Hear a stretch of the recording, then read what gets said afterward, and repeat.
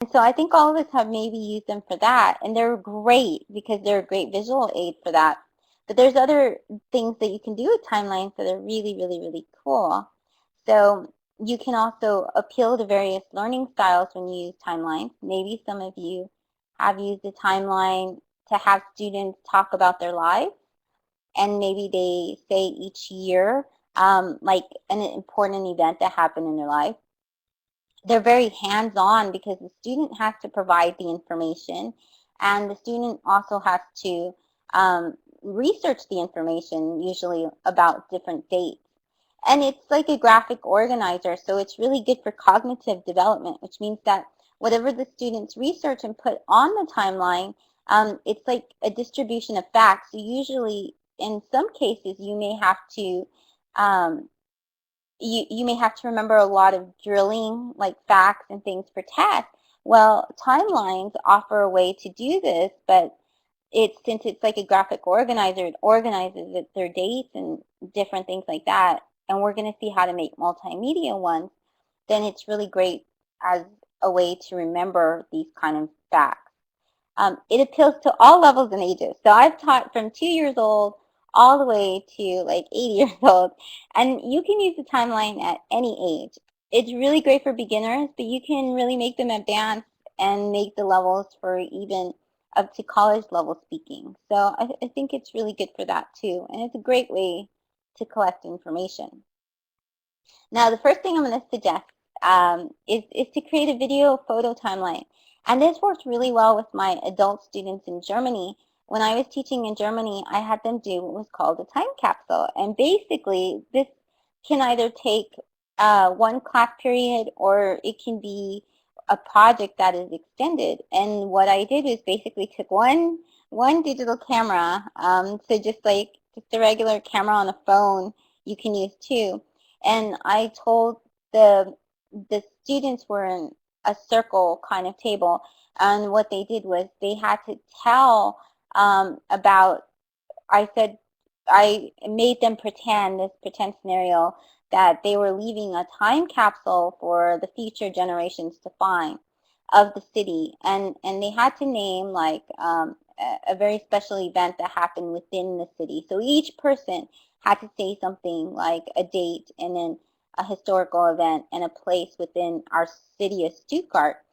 And the students, even though it was kind of spur of the moment, it was very random, really, really, really loved to go on the video, and they took this very seriously. They left a really great time capsule, usually call that a time capsule, of the event. But you can make some really great videos, timelines as well. And one of the things about a video or a photo timeline, like if you do it with images, almost like a presentation, is that you want to distinguish between the past and the present and the future. So one website that's really great to do these kind of effects to your shots is befunky.com. And it's free, but it has like different effects like old time, it has sepia, it has vintage, and all of this is for free with your photos. So for example, if your students, there are some websites out there where people are encouraged to take pictures every single day. Or right now there's a blog challenge going around to compare two photos from usually the past and the present. And so that's a timeline as well. But these are effects that the students can give if, for example, they're doing a video timeline. If they're live, then they can make their photo seem much older than it is. Or if they're doing a timeline, for example, of the school or the institute or of the city. So this is a cool place to go. You can make a game out of it. So this is kind of a prediction game that I have done with my students. I did it with something called math, because in America, this is kind of a game that we grew up playing, and I thought it was really great for my language learners. And I was working with teenagers. And so my teenagers, I explained to them right away, this is just a game. And what we're going to do is we're going to predict the future. But there are other ways you can do this. And what you can do is you pair the students. You can hand out two blank timelines, or they can get on the computer and they can have two blank frames of timelines, which is basically a line with different dates. And then you give them a set of flashcards, and this is a great way to review vocabulary of professions, automobiles, pets, homes, anything that you think would impact their future. And then each of the students, without seeing each other, draws a card from each of these stacks of flashcards. And then they have to fill in the the timeline according to the cards they drew. So for example, a student A draws a doctor in an apartment in, let's say the city was Venice, um, and then they drew the number 3. The number 3 could mean 3 pets or kids or um, 3 cars, and then they drew like a Ferrari. Then the student would draw that in the timeline, and then they would read the future of the other student. So they have a lot of fun with this. I always like to preface it and just say it's a lot of fun because, and to be careful with each other because sometimes they might tend to try and like, um, just in case they say something bad, like somebody has like a poor model car or something. But they have a lot of fun with this, and they usually tend to love this kind of a game. There are really great online tools, like so many online tools for creating timelines, and they each do something different.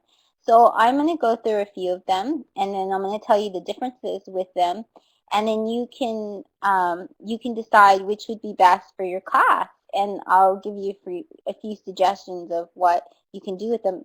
Um, but one of the things is all of these can be found at this bit.ly address. So I'm going to go ahead and put the bit.ly address in there. And right now it's the second tab, so it's really easy to find. And the first one that a lot of people will see is pretty much one of the most simplest ones is, oops, here we go here.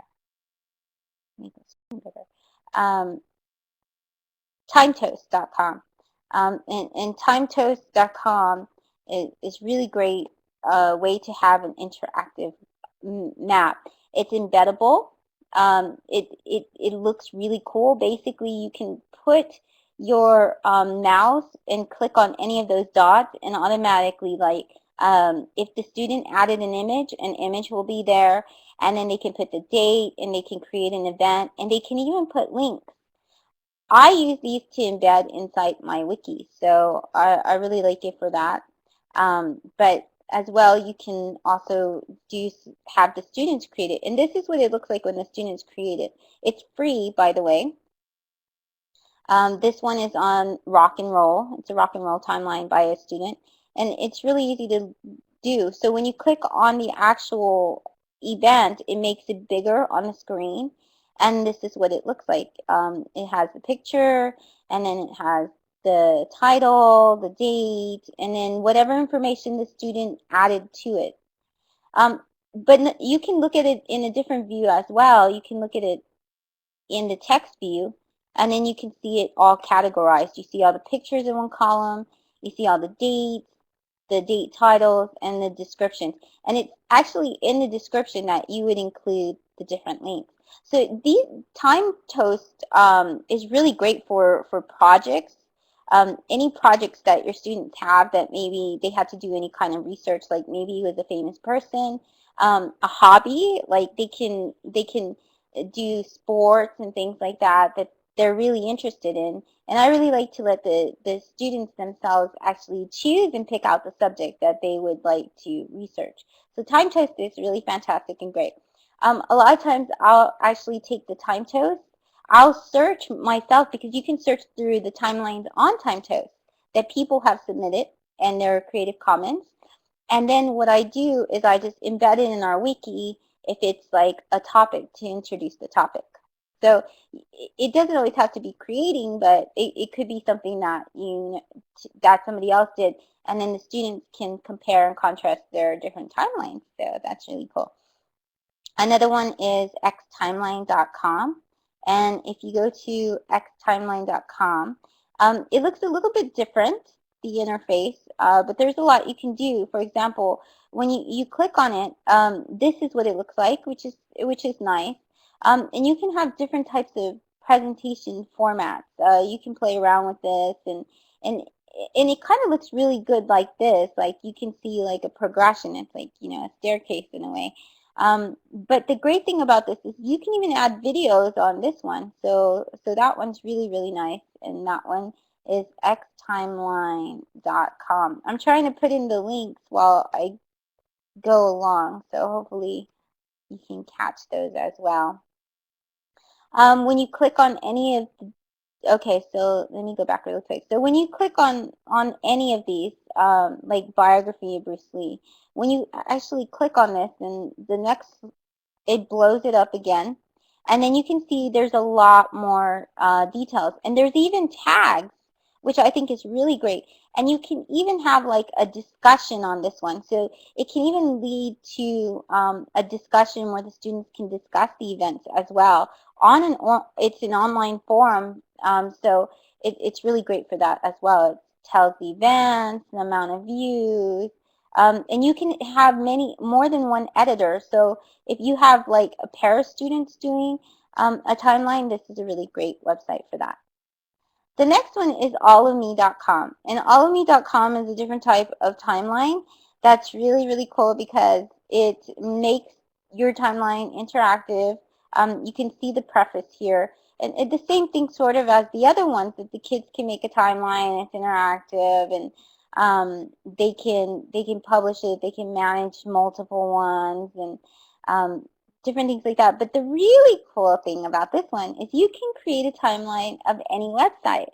So all you have to do is every time you see the subscribe, so you can kind of see it there, the little orange thing that subscribes.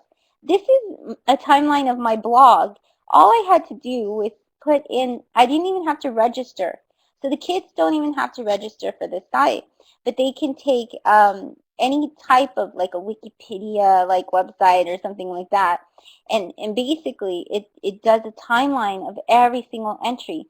So it works kind of like a portfolio, but it's like a timeline for their portfolio if they did a blog or anything like that. So this is what mine looks like. And you can see a timeline of my blog.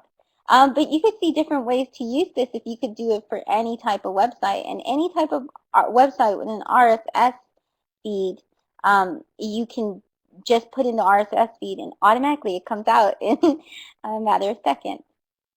So then you have similewidgets.org. Now the great thing about similewidgets is this is open source. So what that means is basically someone developed a code for this, and then people can go and they can, if you're good at coding, which I'm not, you could tweak it and do really cool things.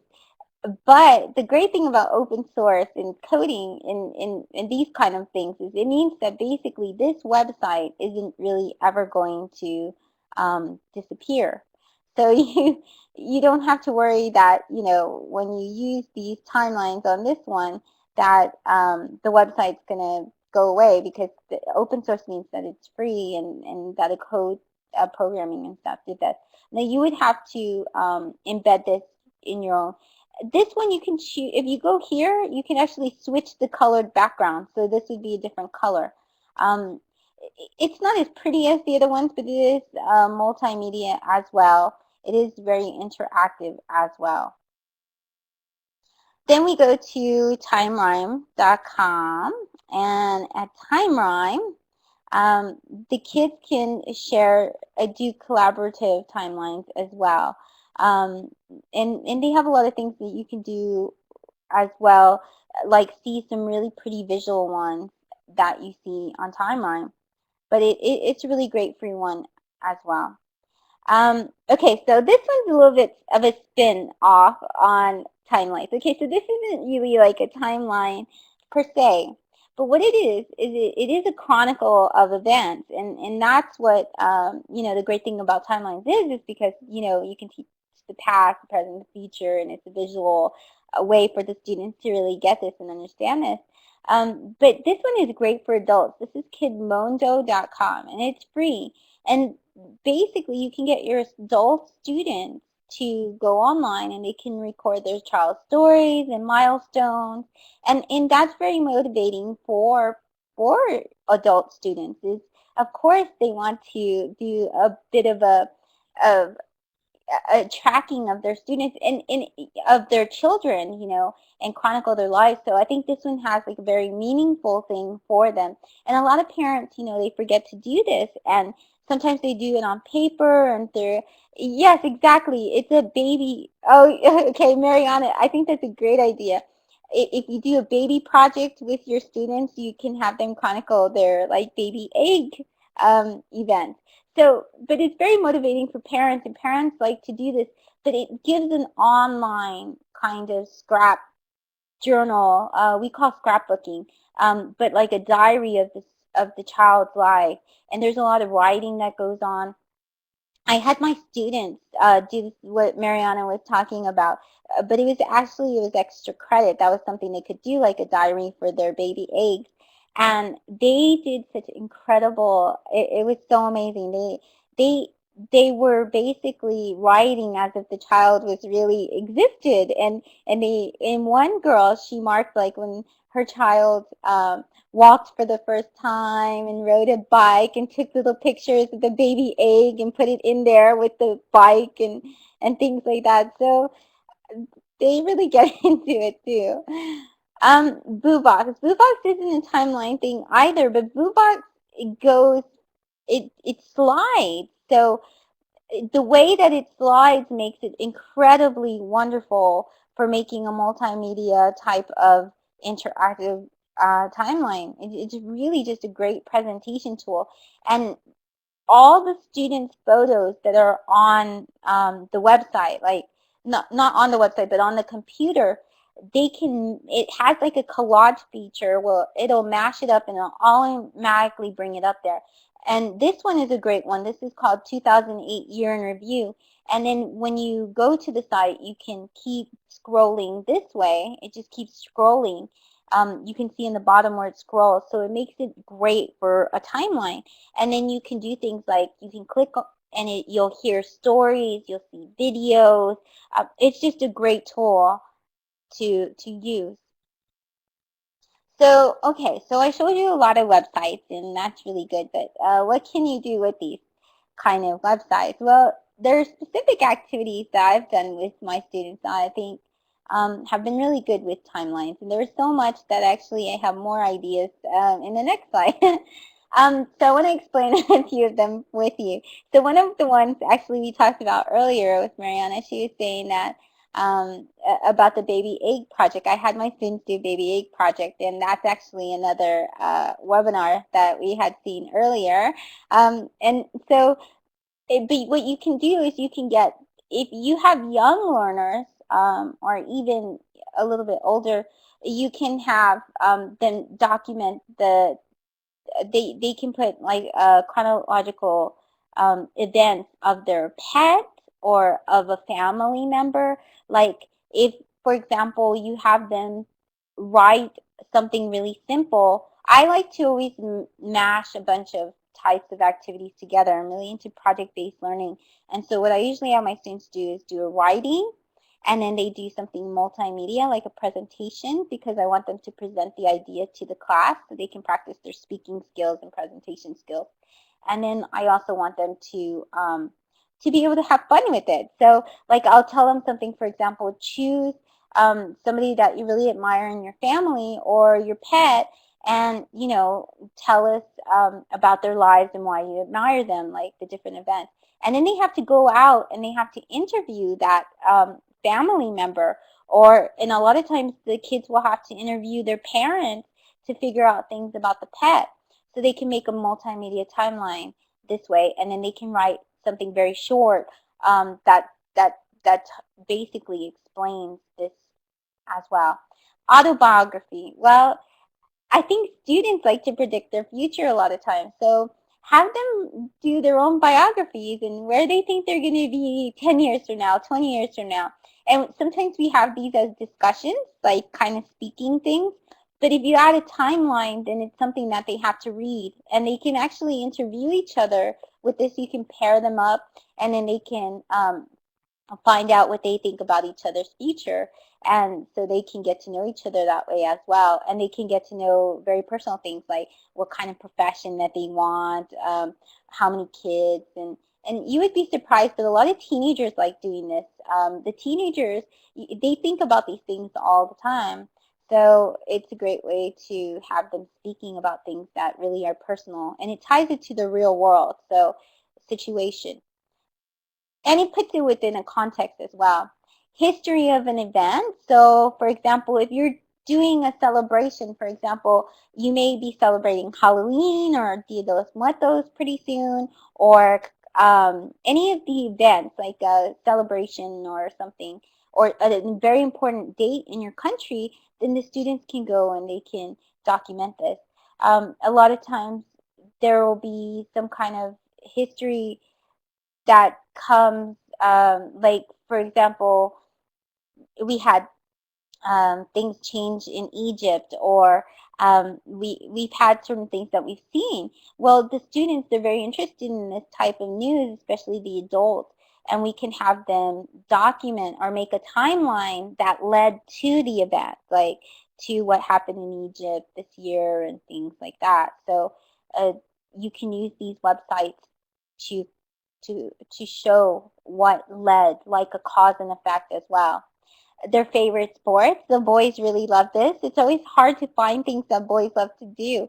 I saw this great timeline on one of the websites where somebody did the history of the helmets. One of the boys did the history of football. Another one did of soccer. The other one did of video games. So they can do a hobby as well.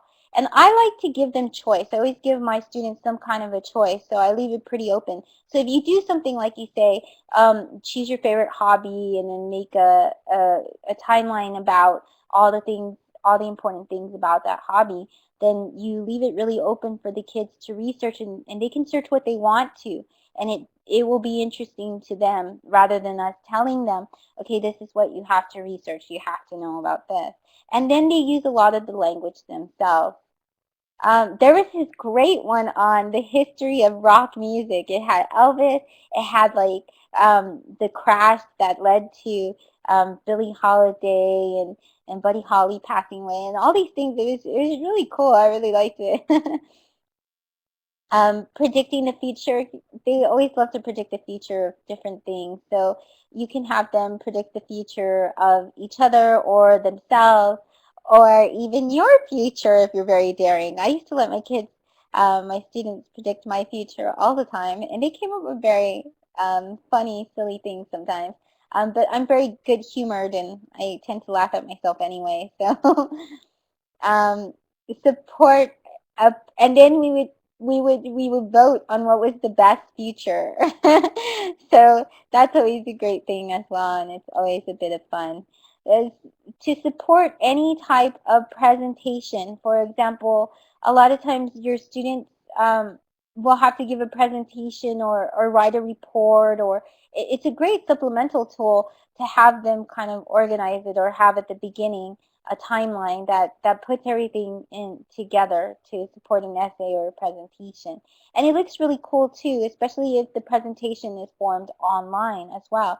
So they can incorporate this in their PowerPoint, or they can incorporate this when they're using ViewBox, because that's a great presentation tool as well.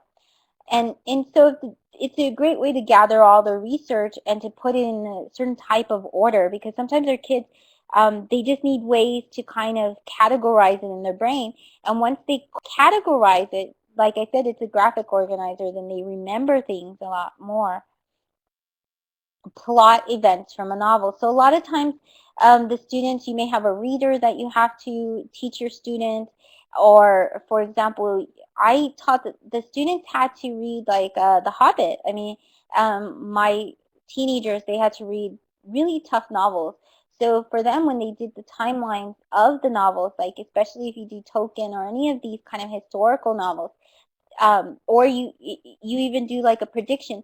So timelines don't necessarily have to be the date. They can also be like a time as well, sort of like when we record the times, and they can see different the way things take place in a novel, because sometimes in a novel they have flashbacks, and sometimes they they go back and forth in time. So it's a great way for the kids to understand what's happening in the novel or in a reader or in even any kind of short story. More ideas. Google has this amazing website, which is a video, which is called A Year in Review. And that would be really great to have your students mark on the history of what occurred within the last couple of years. So I'm going to try to find this Google video of A Year in Review. Um, but this is really a great thing for the kids to create themselves. They can do this as a video project, or um, they can do it and it could be related to different types of technologies. It could be of their personal life or the big events in the year that really impacted their lives. In the last year, so many things happened. We had a lot of natural disasters. Some important people passed away, Steve Jobs. So 2011 is going to be filled with a lot of events, and January is coming up. So around January time, A Year in Review is always a great project. A video time capsule or a photo time capsule, and basically that's saying all the events in the past. A time capsule is what you're leaving somebody in the future. It's a message. It's saying, okay, this is what happened in the years prior to this, in case, and usually I put a story to it, like a meteor or something, is a comet is crashing into the earth, and we have to leave video messages that will say what were the important things that people have to know about the future. So you can always do that. A time capsule, leave video messages of what were important things that they should know. Embedded in a blog or wiki. You can always do that, the sport thing. Plot the events from a movie. If you're going to have a movie assigned for a homework, or if you want them to watch a movie just to practice their English and things like that, then they could do a really simple timeline really fast to just plot the events from a movie, because a movie will do the same thing as a novel. It'll go back and forth. They'll have flashbacks, and it can just be chronological time of events. And you can even use this sort of as a quiz as well. I mean, like when you go into the class, and you can check if they've seen it, because they can fill it out. They can envision a future self and create a timeline for that. And then, of course, they can compare and contrast timelines. So a good thing is, like, most of these websites that I've showed you all have timelines themselves that other students and kids created. So it would be really great if you have the students do their timelines, and don't tell them that these places have this data bank of timelines, because they might be tempted to go look at those. But they can go and they can compare and they can contrast, or they can do this with the people in their class. They can see some of the information that they left out, some of the information that they would have left. They really like to do this as well with their future selves timelines, because those are going to be so different. But some of them, you can do an added activity where they have to go and they have to search for those, for another student in the class that has a similar kind of future self timeline as well. So these are all different ways that you can use timelines to teach language and with your students. But if you need any more ideas, I'm sure we have a room full of educators from around the world that maybe can come and share with us their ideas, or if they've ever used timelines in their class as well. So I'm going to put this bit.ly link again, and you'll find all the websites there. And I'm always adding more, so there's tons of information in that bit.ly address. But thank you so much for coming. And if you have any questions, or if you would like to make any comments, you're more than welcome to take the mic. And everybody has a microphone. So there you go. Here's the bit.ly address. And you can always email me for a certificate of attendance as well. Oh, well, you're welcome. I know it's a lot of websites that I went through, so sorry. if I kind of sped through them. There's so many more too that were documented. But and there's actually within the Bitly address there are some there are actually some websites where people have taken pictures of themselves every in a timeline every single year. They took a picture of themselves and every single day as well and of their families, and you can see how they change throughout the years, and these have inspired a lot of people to do their own writings and things like that. That's not true, Faisal. Yes, Luis, I did meet your friend in Toronto. He was wonderful. Some of the